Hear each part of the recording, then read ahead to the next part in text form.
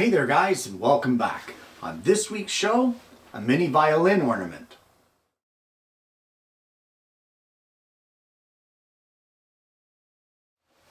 Well, every once in a while I get the inclination to make something in miniature style. I don't know why, I just like to do it. And believe it or not, it's harder to make something smaller than what it is to make something bigger. Everything changes, the methods you use change, and that's the sort of thing we're going to be dealing with today. What we're going to do is we're going to make a miniature violin. Now, whether it be a Christmas tree ornament or whatever, I don't know just yet, but we're going to start off with some scrap walnut and some printouts from the internet. So all I've done is I've gone on the internet and printed out a silhouette of a violin. And I shrunk it to the size of the ornament that I want it to make. In this case, it's about 4 inches long. I mounted it on some 1/8 inch hardboard, and I went over to the scroll saw and I cut out the neck and our little, I don't know what it's called, but I guess it would kind of be like the saddle for a violin, but I've cut out that, and this will be a marking template. As well, I've also cut out the body and the F holes, and this will be a template to make part of the body. But I have also cut out the same shape minus the F holes, just a little bit smaller than what this one is. So if we lay it on top, you can see that it's ever so slightly smaller. We have these parts, but what do we do with them? Well, the first thing that we need is some scrap walnut. And I've just gone over to the rack and I have found some pieces here, and these pieces are 1/4 inch thick. We're going to need one piece 1/4 inch thick for this smaller cutting that we did of the body, and we're going to need 2 pieces 1/4 inch thick for this outer one. The difference between the 2 outer pieces is one will incorporate the F holes and one will not. Now, one thing I forgot to mention is once you get the inside piece cut, or that will be the smaller one of these body profiles, just go around it here and very carefully we're going to do this. We're going to cut another little rough profile on the inside, and what this will do is it'll make the violin hollow eventually. It doesn't have to be perfect, it just has to give the illusion of being a hollow body instrument. You just got to make sure that these outside lines here are going to be outside of where your F holes are. I'm going to take this over to the scroll saw and get these cut, and I'll come back and see you and show you what the 3 pieces look like at that point. So for starters, I'm going to be using a number 3 reverse tooth blade. That is absolutely fine for cutting 1/4 inch thick walnut. And the first thing you want to do is you want to cut your interior cuts on the center core. That's the smaller violin body. You want to cut that out first and then cut your perimeter. As well, you want to cut on your front piece, you want to cut your F holes first and then follow up with the perimeter. Just cut it as carefully as you can, and then I will see you at the bench when we get these done.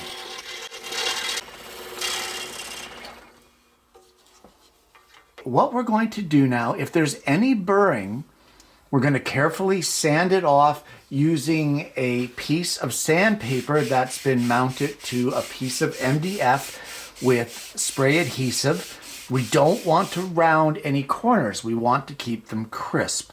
So we're going to sand all of the inside surface of our larger pieces and both sides of our core.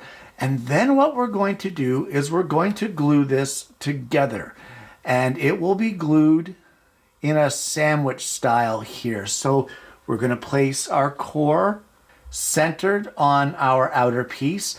And then once that partially sets up so it's not going to slide, we're going to glue our outside cutting on top of it so that you end up with 3 layers, with the inner layer sitting inside and the 2 outside layers sitting proud all the way around on our piece.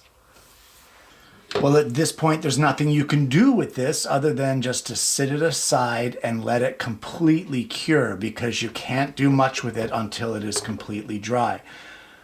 Well, while we're waiting for the body to dry up, we can start working on the neck. And you're going to need 2 pieces. One of them is going to be 3/8 of an inch thick. It's just a scrap piece, and we're going to use our template here to trace out our top section all the way down to just where our body meets our neck. That's all you're going to need in 3/8. The second piece you're going to need is going to be 1/8 thick, and that will be from here, from the top of the neck where the headstock meets our fretboard all the way down to the middle here. So we can trace those out and cut them out on the scroll saw. As well, this section here that holds our strings, we're going to need to cut that out as well. So we'll trace that out of 1/8 inch stock and get that cut. Well, the first piece that we're going to concentrate on is the neck, and we need to carve it. So what we're going to do is draw out what we think it should look like. And the neck will come down like this, just like that. And this is going to attach to our violin body. Now, the actual head itself will get sloped back just like this. And violins always have this fancy curved headstock on them. So we're going to try I say, to duplicate that. But that is what we're looking for a side profile of our violin neck. So how I'm going to do this is I'm going to use my power carver. I've decided that I'm going to use a sanding drum, and I think that will serve us just a little bit better in this case.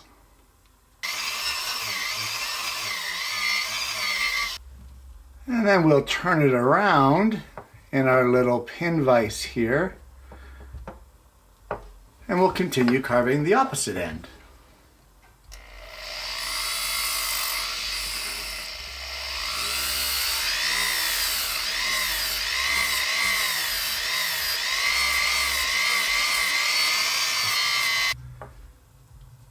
And then if we turn it over, we can then carve the end of our neck where the headstock slopes back.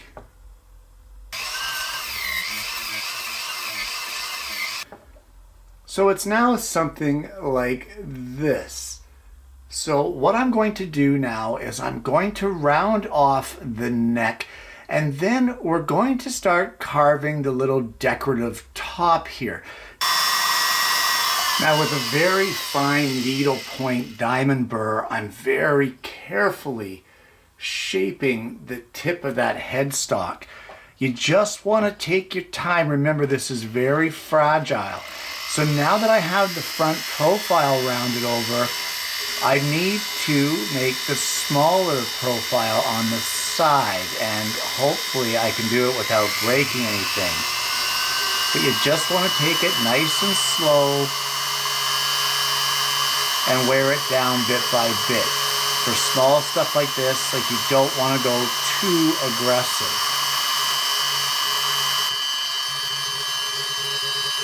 So let me continue with carving this headstock.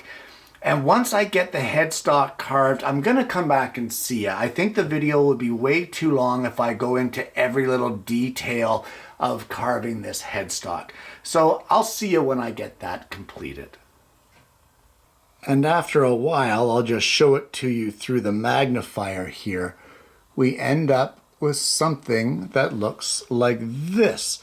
Now this is pretty small stuff, and you know what? It's pretty satisfying when you get it done, but it's pretty darn nerve-wracking while you're doing it. The next thing that we want to do is we want to take the piece that we cut for our fretboard or our fingerboard, and we're going to glue it onto the front of our neck, and then we will let that completely set up. Well, we're now going to turn our attention to the body of our violin. And the object here now is to carve the top and the bottom surfaces so that they are convex, and yet we leave about 1/16 of a material of a thickness of material all the way around our overhanging edge.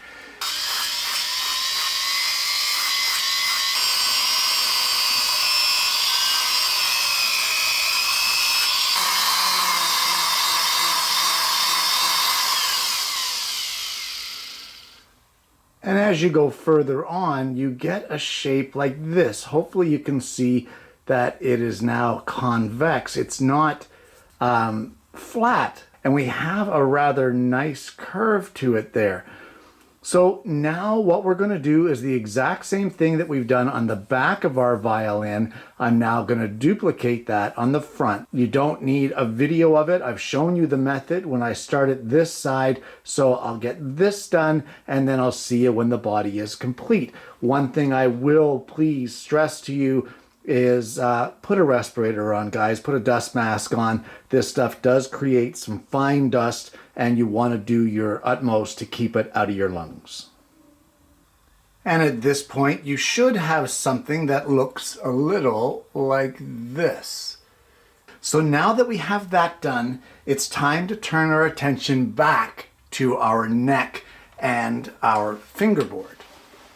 And now what we're going to do with this is we are going to, for starters, sand it so that it is flush. Our fingerboard is flush to our neck, and once we get that sanded and it's nice and flush, I'm going to use the same sanding drum, and I'm going to put a slight curve all the way along this fingerboard so that it is a nicely curved surface side to side.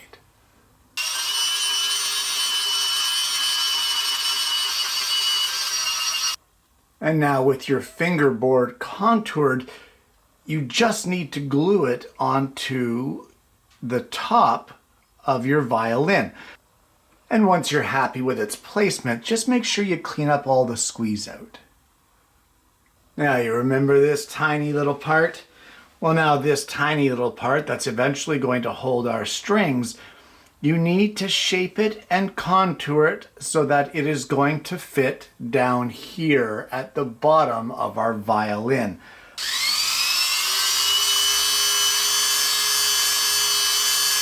A little contour, and then we will just round the edges. Now you may not want to use the power carver to round off the edges. It may be a little too aggressive. So a little bit of hand sanding here, and just continue to work at it until you get your piece to sit where it needs to be. Well, there is one more piece that you need to make, and I'm just going to draw it on here just to show you what it looks like, and this is going to be huge in comparison to what it needs to be.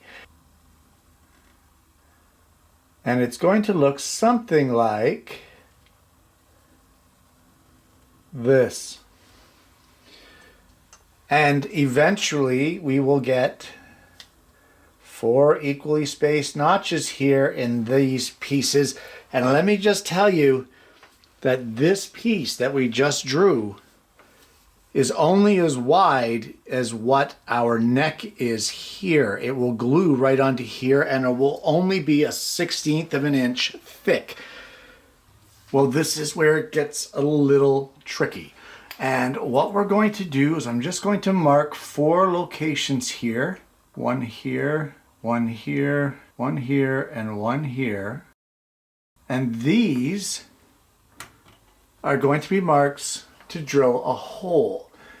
I have a pin vise with the tiniest little drill bit in it, and we are going to very carefully drill holes here in our headstock of our violin. There you go, there's one. So there we go. I'm going to drill those other three, and then once we get those ones drilled, we need to drill 4 holes in our little small tiny piece here. 4 holes right across here, evenly spaced across this piece. And then we'll carry on with stringing this instrument. Well, the next step in this process is I have 4 lengths of fishing line that are slightly longer than our violin.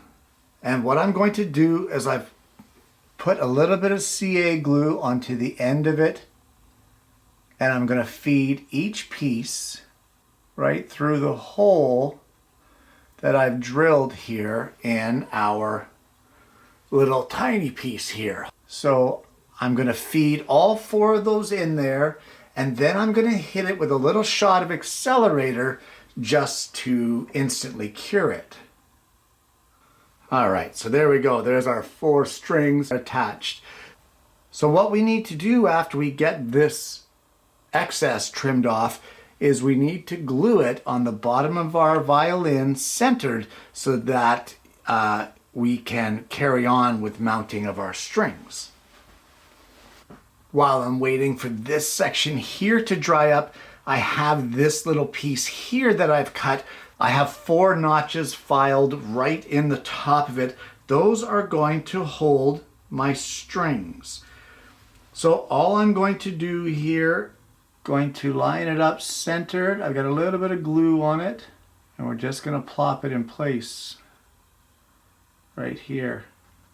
And once you're happy with it, clean up the squeeze out and let it cure up. Well, the piece is not completely dry, but in the interest of saving time for filming, I'm forging forward. This could be disastrous. But what you need to do is place in each one of those filed grooves a little dab of CA glue. Now I'm using a pin to put it in place because I don't want to get too much. And then going from left to right, we will sit them in their grooves and pull them tight so that they're seated where they're supposed to be. And once we have them where we want them, we will just give it a little shot of accelerator to seal them in their place. Now we need to get them into the headstock. And for that, what we can do is we will place a little bit of CA glue just at the end of each string.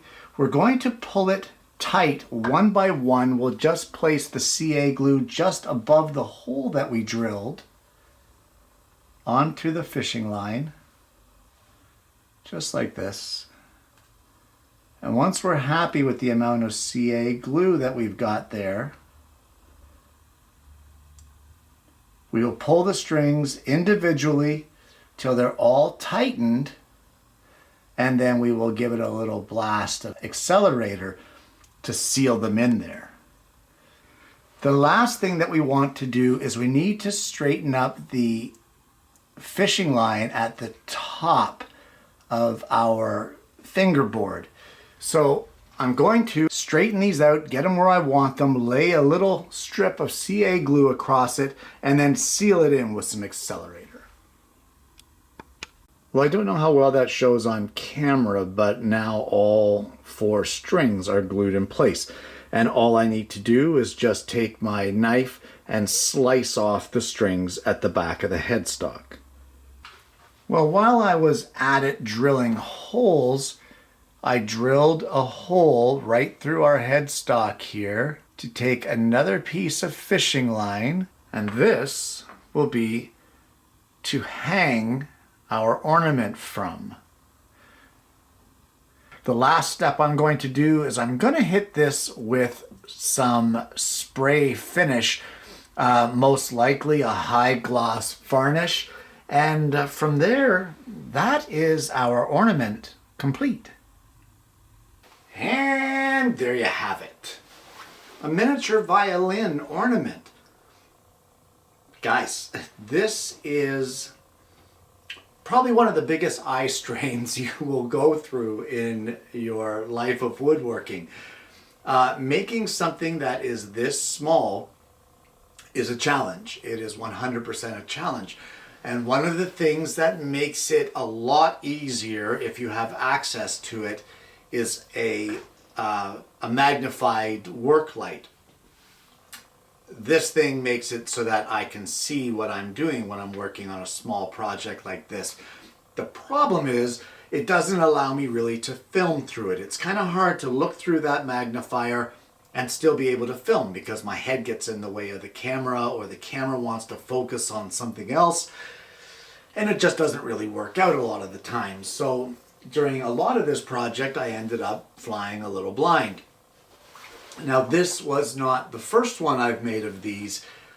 I made one of these many, many years ago when I made my Conestoga wagon build. This is not something that I made from a pattern or anything like that. It's just something I made for the fun of it. And I have one with the Conestoga wagon, and I thought I'd like to have one on the Christmas tree because it is just a gorgeous ornament. By the time you add the finish to it, it's just beautiful. It really is just gorgeous. And when people see it, they're blown away by the fact that, for starters, it's so tiny. Second of all, it's hollow. Third, the thing that really blows them away is that it has strings. It's a very impressive project, but what it is a load of fun. It is not a quick project. Don't think you're going to bang one of these off in an hour. This one, let's see, took me almost 6 hours. 5.5 hours is what this one took. And that is, of course, I didn't let the glue dry a lot of the times like I should have. I was pushing forward to get the filming done for the show because I didn't want it to carry on to a second shop day. So don't think that you're going to bang one of these off in an hour. It doesn't work like that. But I will tell you, regardless of how much time it took, it's a thoroughly enjoyable process, guys. It is a load of fun, and you really need to give it a try. Now, there may be some of you out there that are looking at this and thinking, oh, yeah, but that's fine for Kenny. Kenny's got the fancy power carver. No. The most part for this build, what I used was a sanding drum, and that can be used with any Dremel tool. This is not a specialty tool project. Those tiny little holes I drilled it with a pin vise. Those pin vices are readily available for like $19 sort of thing, and they're so handy if you're doing the smaller projects. All in all, this is a worthwhile project, guys, that you may want to consider. It's just something a little out of the norm for today, and honestly, what a great time. Just a load of fun. If you haven't already, guys, please don't forget to like and subscribe. Click the bell so that you don't miss the notifications of future episodes of the show. It's been a lot of fun doing this. I've had it on my list of things to do for a while. I've really enjoyed it today. I hope you've enjoyed it too. I hope you like the way it looks. I hope it's inspired you to try your own, whether it be a violin, a guitar, a ukulele, anything like that for a stringed instrument. You can do the exact same process I showed you here today and make your own. Guys, I honestly hope more than all of that other stuff that I'm going to see you here again next week when you join me for yet another woodworking video.